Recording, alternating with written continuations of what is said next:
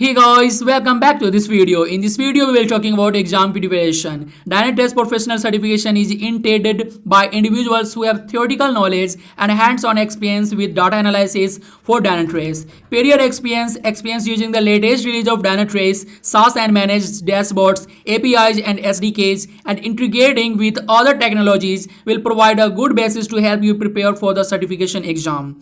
The first one is exam format. You must pass both parts of exams, written and practical, to obtain your professional certifications. The first one is written exam. The Dynatrace professional written certification has 100 questions. You will given 2 hours to complete the exam. The written portion of the professional exam is 100% computer graded. The passing score is 70% for multiple selection questions, that is question with more than one correct answer. Partially points are awarded for correct answers and removed for incorrect selections. So that's all from this video, and the next video we will talking about practical exam. And guys, you can also check out my Dynatrace certification course, link is in description. Thank you.